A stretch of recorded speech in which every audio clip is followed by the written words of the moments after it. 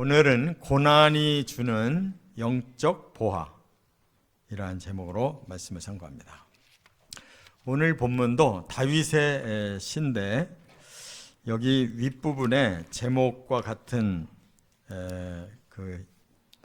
이 시의 배경을 알 수 있는 힌트가 있습니다.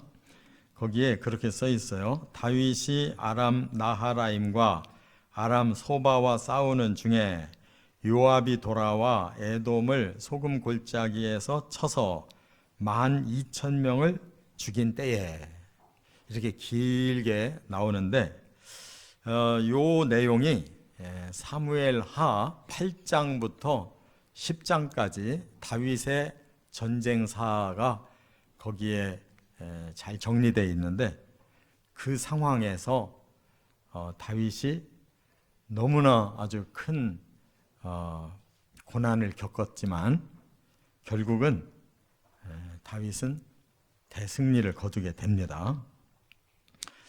이 사무엘하 8장에 보면 이제 다윗이 승승장구하고 있었다는 것을 이렇게 성경에 두 번이나 똑같은 단어를 써줬는데, 사무엘하 8장 6절과 14절에 보면 두 번 똑같이 이렇게 말했어요. 다윗이 어디로 가든지 여호와께서 이기게 하시니라 그랬습니다. 다윗은 이제 처음에는 이제 사울 때문에 10년 고난을 당했어도 사울을 하나님이 이제 죽이시니까 자연스럽게 유다의 지파에서 이제 다윗을 추대해서 유다 나라의 왕 노릇을 7년 반을 합니다. 그리고 나서 이제 전 이스라엘 12지파가 다 다윗을 옹립해서 그야말로 통일 왕국의 왕이 됐어요. 그러자 이제 힘이 붙은 겁니다. 그리고 하나님이 계속 다윗을 이기게 해주시니까 전쟁마다 지금 승승장구하고 있는데 갑자기 큰 고난이 왔어요. 그것은 뭐냐면 다윗이 암몬을 치려고 하는데, 암몬이 자기들의 힘으로는 열세인 걸 알고 북쪽 유브라데 강 쪽까지 차지하고 있는 두 나라의 왕과 군사를 끌어들였어요. 그래서 이제 아무래도 이제 새 나라와 대적을 하려니까 힘이 들잖아요. 그런데 그때 마침 남쪽에서 에돔 나라가 공격을 하기 시작합니다. 이러니까 한순간에 그냥 가운데에서 위아래로 공격을 받게 되니까 다윗이 미처 생각지 못했던 이런 대환란이 일어난 거예요. 그래서 대패배와 멸절을 당할 이 상황에서 다윗은 크게 오히려 역전승을 하게 되는데, 그것이 고난이 오히려 다윗에게 영적인 보화를 주는 바람에 이렇게 역전승을 거뒀다는 거예요. 이 말은 뭐냐? 우리 사람들은 잘 되면 이대로만 하면 계속 나는 성공할 거다 이렇게 자신만만해하죠. 그런데 어느 날 전혀 뜻밖의 상황이 벌어져서 이전과 같지 않고 이렇게 가다가는 망할 것 같은 상황이 올 때가 있어요. 그러면 사람들의 마음이 당황을 하고 이제부터 잘 될 때는 다 자기가 훌륭하다고 했었는데 잘 안 되는 거는 자기 때문이라는 생각 안 하고 이제 남한테 돌려요. 신앙인들도 하나님께 원망 잘해요. 안 되기 시작하면 하나님은 복을 주시는 하나님인데 어떻게 된 게 이렇게 안 됩니까? 하고 원망한단 말이에요. 근데 다윗은 다른 사람이에요. 그가 영적인 사람이기 때문에 이 고난의 상황에서 그는 영적으로 문제를 해결하려고 들어가고 있다 그 말이에요. 그랬더니 자기 문제가 보이는 거예요. 그냥 저절로 되는 게 아니라는 거예요.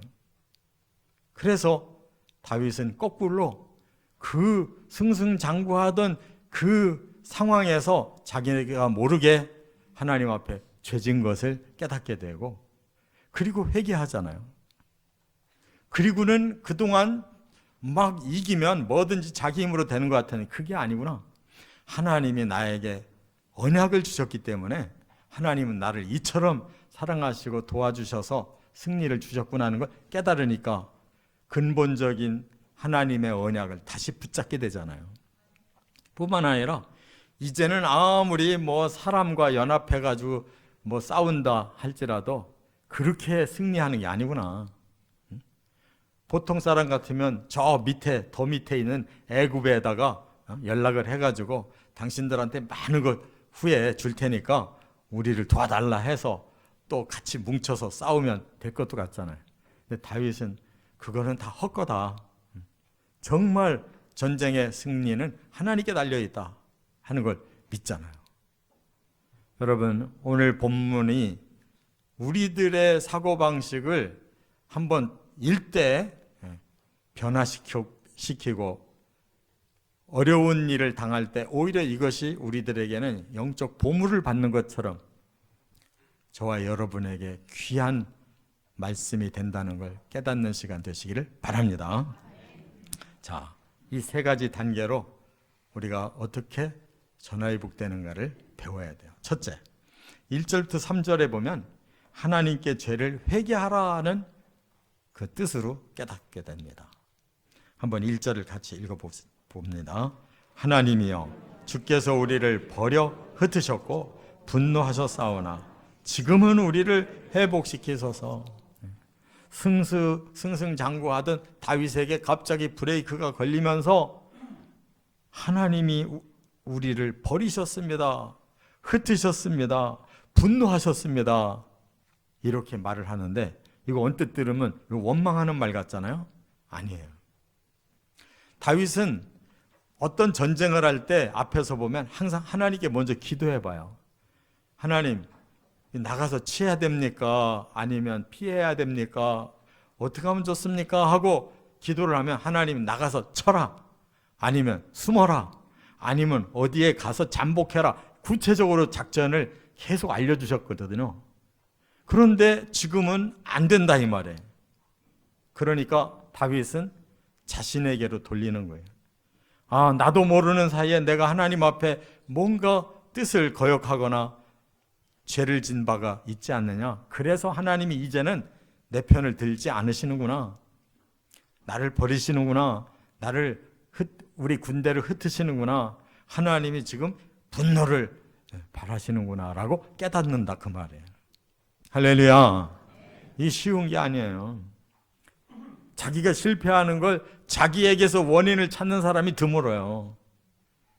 그런데 다윗은 항상 하나님께 기도하고 모든 일을 해왔고 하나님이 함께 하셔서 승리했는데 여전히 그렇게 될 줄 알았는데 그게 안 될 때에는 자기에게 문제가 있구나라고 발견했다는 거예요. 그래서 이제는 정말로 하나님이 이렇게 저를 또 버리고 우리 군대가 흩어지고 하나님이 계속 진노하시면 저는 망할 수밖에 없는데 하나님, 제가 회개합니다. 이 사실을 인정합니다. 하나님 다시 이제 우리를 회복시켜 주십시오라고 회개 기도를 했다 그 말이에요. 여러분, 우리는 자기의 허물에 대해서 쉽게 인정하지를 못하는 이런 교만한 자아를 가지고 있어요. 항상 자기가 중심이고 자기가 최고가 돼야 되고 자기의 이익을 위해서 뭔가를 살려고 하기 때문에 이 안 될 때, 뭐가 어려울 때 내 탓이다라고 고백하기가 힘들어요. 그러나 다윗은 이렇게 고백하고 있습니다. 2절에도 더 나가서 이렇게 말해요. 주께서 땅을 진동시키사 갈라지게 하셨사오니 그 틈을 기우소서 그래요. 지금 마치 지진이 나가지고 땅이 갈라져서 지금 다윗의 군대가 폭삭 그냥 땅속으로 들어갈 것 같은 이런 위기 상황이라는 거예요. 그런데 하나님께 뭘 구해요? 하나님 틈을 이제는 막아주십시오. 하나님이 바느질처럼 이 땅을 다시 기워가지고 우리를 살아나게 해주십시오라고 기도하고 있어요. 그러니까 절대절명의 상황에 지금 온 겁니다.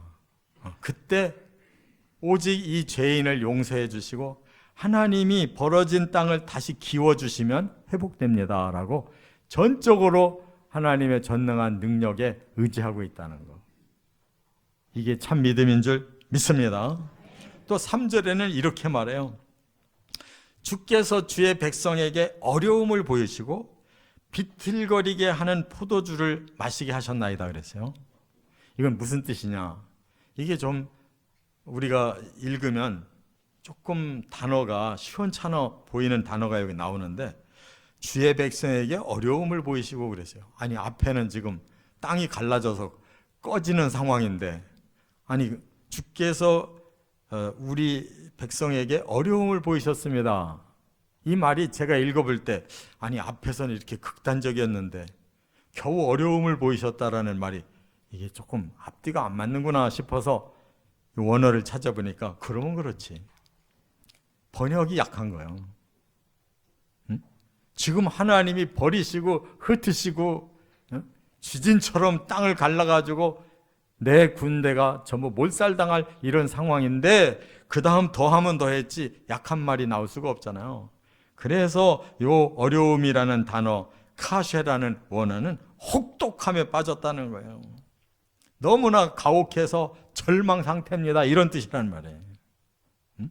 뿐만 아니라 비틀거리게 하는 포도주를 마시게 했다라는 뜻이, 아니 겨우 뭐 술 취했다가 좀 시간 지나면 깨는 정도의 문제를 지금 얘기하는 게 아니잖아요. 하나님, 우리가 독을 마셔서 이제는 쓰러져 죽을 지경입니다, 그 말에. 그러니까 사람의 힘으로는 도저히 회복될 수 없는 상황입니다. 그러니 하나님의 전능하신 능력이 필요합니다 라고 이렇게 바짝 엎드리고 자신의 생각을 다 내려놓고 죄를 회개하며 전능하신 하나님께 맡겼다, 그 말이에요. 이것이 전화위복의 보화가 되었다는 거 믿으시 바랍니다. 고난을 받으면 제대로 된 사람은 오히려 그 고난이 자기에게 무진장한 귀한 걸 얻게 만든다 주신다는 거예요. 회개하고 다시 하나님께 매달리는 그 믿음이 고난을 통해서 주어진 거잖아요. 그게 우리들의 보화가 된다는 거 믿으시 바랍니다. 그래서 앞으로 어려운 일이 닥치거든 바로 우리 자신의 문제가 하나님 앞에 뭐가 있었는지를 살펴보시고 그걸 고백하고 그 속에서 하나님의 역사를 다시 구하는 겸손한 기도를 하실 수 있기를 바랍니다. 그 아주 딱 맞는 예가 고린도 후서 7장 10절에 나와요. 거기 뭐라고 했느냐, 하나님의 뜻대로 하는 근심은 후회할 것이 없는 구원에 이르게 하는 회개를 이루는 것이요, 세상 근심은 사망을 이루는 것이라. 우리가 두 가지 근심이 있다는 거예요. 뭐가 안 돼가지고 그냥 세상적인 생각으로 막 이거 어떡하냐, 앞으로 어떻게 이거 망할 거냐, 어떡할 거냐 막 세상적인 근심하는 거 아무 소용없다. 그건 너는 죽는 길을 찾은 거야. 그러나 살 사람은 그렇게 하지 않는다. 오히려 하나님의 뜻대로 하는 근심을 할 것이다. 그건 뭐예요? 하나님 안에서 찾는 거란 말이에요. 그러면 내 죄를 깨닫게 되고 그 근심을 가지고 하나님 앞에 회개 기도할 때 오히려 구원에 이르는 회개가 되는 것이다. 믿습니까? 우리는 이런 근심을 해야 되는 거예요. 회개하는 근심을 통해 새로운 전화위복이 일어나야지 세상 사람들 하듯이 그렇게 근심, 걱정, 염려, 벌벌 떠는 근심하다가는 같이 죽는단 말이에요. 자, 두 번째 또 하나의 보화를 발견합니다. 4절부터 8절에 보니까 하나님의 언약을 확신하라는 그런 사인으로 깨달아진 거예요. 4절 같이 읽어보겠습니다. 주를 경외하는 자에게 깃발을 주시고 진리를 위하여 달게 하셨나이다. 여기 이제 하나님을 경외하는 자에게는 하나님 두 가지 주실 것을 믿었어요. 깃발을 주실 것이고 진리를 주실 것이다 라고 믿어져요.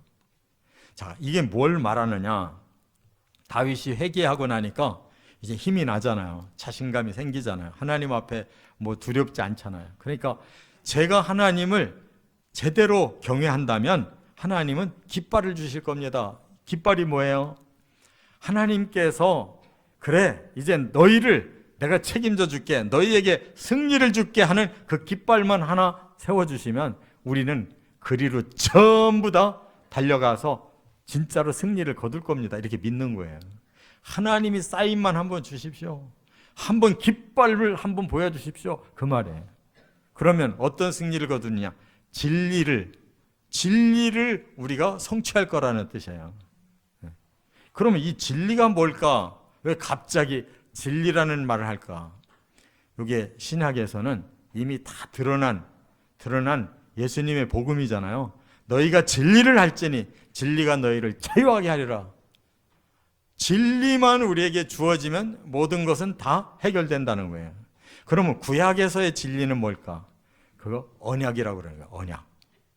그래서 이 구체적인 구원 언약이 아브라함부터 시작되잖아요. 하나님이 아브라함에게 언약을 주시고 이삭에게 언약을 주시고 야곱에게 언약을 주시고 이스라엘에게 언약을 주시고 지금까지 다윗에게도 그 언약을 주셨기 때문에 그 언약으로 지금 사는 거예요. 그런데 다윗이 그동안 조금 마음이 흩어졌는지 그 언약을 생각 못했다가 이제는 언약이 기억났단 말이에요. 하나님, 저는 언약을 받은 자입니다. 하나님이 깃발을 들어주시면 저는 언약대로 다시 살아납니다. 다시 승리합니다. 하고 하나님 앞에 그걸 간구하고 있어요. 여러분, 우리가 뭘 잘하고 잘나서 우리가 이렇게 사는 게 아니에요. 언약을 믿었기 때문에 하나님 그 언약을 우리에게서 지켜주고 계신 것을 깨달으시 바랍니다. 뭘 잘한다고 깃발 주는 게 아니에요. 언약을 받았기에 우리를 사랑하시고 언약을 주셨기에 이루어 주셔야 되니까 승리케 하시는 줄을 깨달으시 바랍니다. 그 믿음으로 확신 기도를 하면 되는 거예요. 그래서 여기 진리라는 이 단어는 쇼코트라고 그래요. 아니, 코쇼트라고 그래요. 코쇼트라는 말은 확실한 것을 말하는 거예요. 확실한 거. 그러면 하나님이 주신 것 중에 가장 확실한 게 뭐예요? 언약이란 말이에요. 약속 주셨어요. 약속은 틀림없는 그렇게 성취되는 확실한 것임을 깨달으시 바랍니다. 항상 우리의 기도는 언약을 붙드는 기도를 해야 된다, 그 말이에요. 호랑이에게 잡혀가도 뭐만 차리면, 정신만 차리면 살아난다는 우리 옛말이 있잖아요. 성경도 마찬가지예요.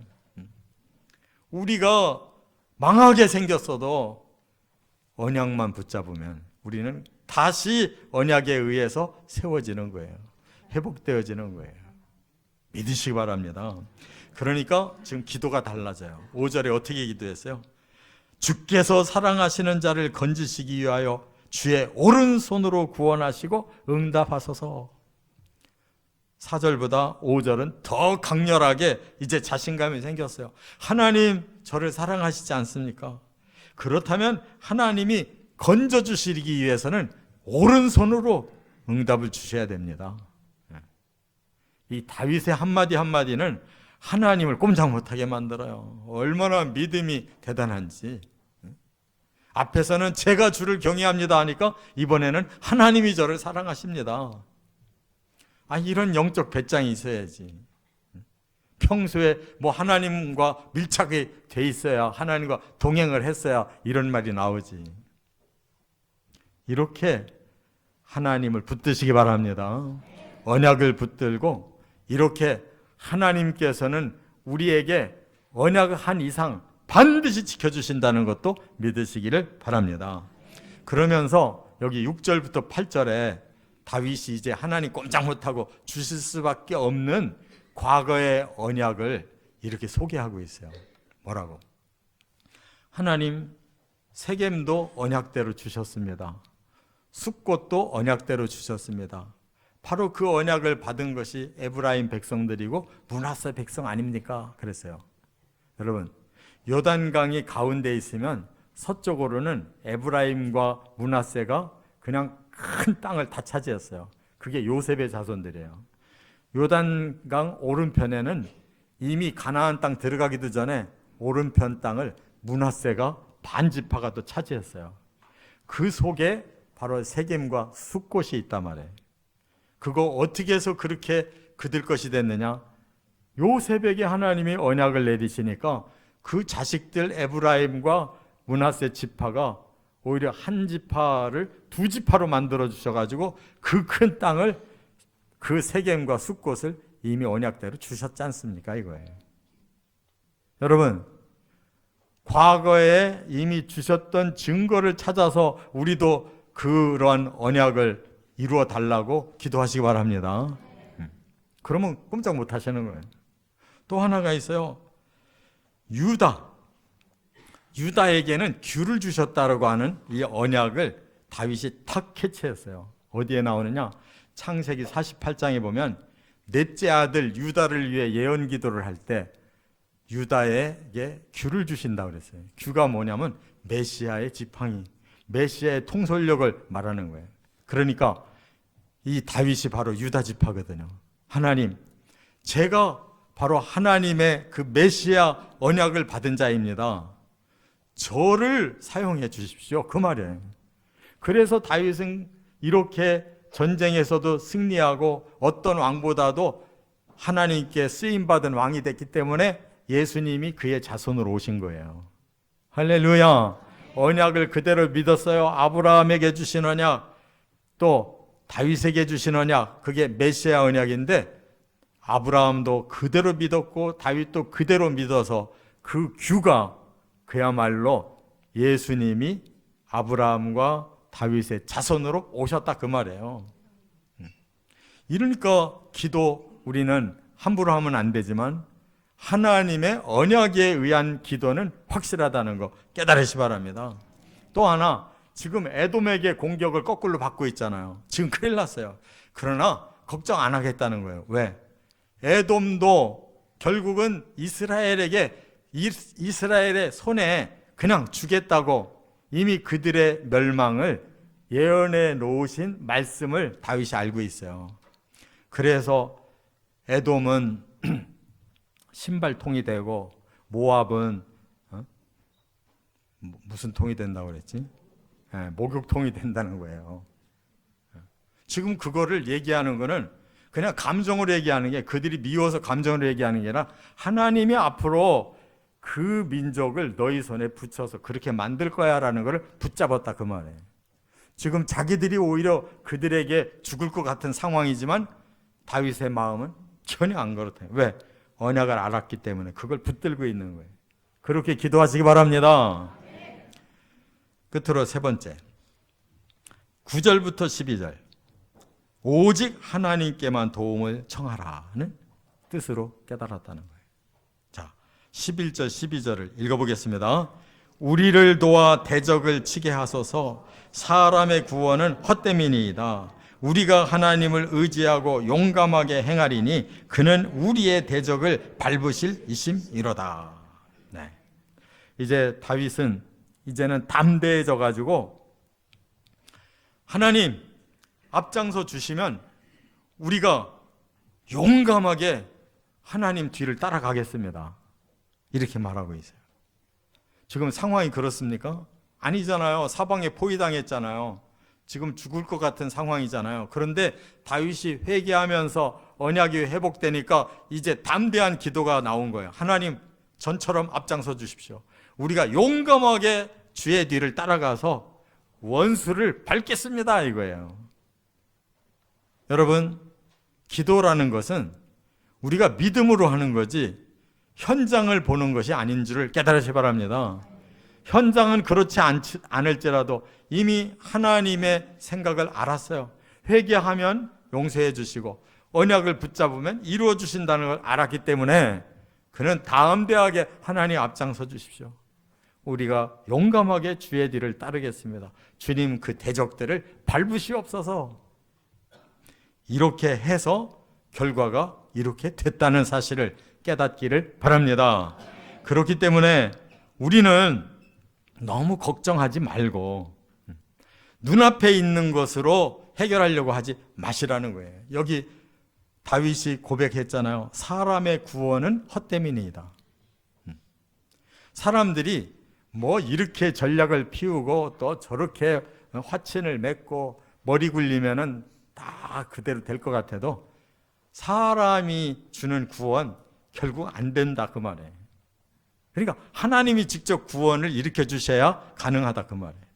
사람을 통해서 뭔가를 하려고 하지 마라 그 말이에요.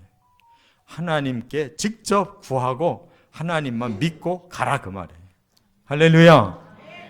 그래서 결국 어떻게 됐어요? 다윗은 이 모든 전쟁을 다 승리했어요. 믿으십니까? 네. 안 믿어지면 사무엘하 8장부터 계속 읽어보라고. 그런가 안 그런가? 다 하나님 말씀에 증거가 있어서 이렇게 시편을 다윗이 쓴 거란 말이에요. 자, 결론은 뭐냐? 우리는 고난 속에서 너무 고통스러워하지 마시고 하나님이 주시는 고난은 영적 보화를 주시는 기회라는 거 깨달으시 바랍니다. 회개가 기회예요. 언약에 다시 반듯하게 서는 것이 기회예요. 담대하게 기도하는 것이 기회라 그 말이에요. 이렇게 승리하시기를 주의 이름으로 축원합니다.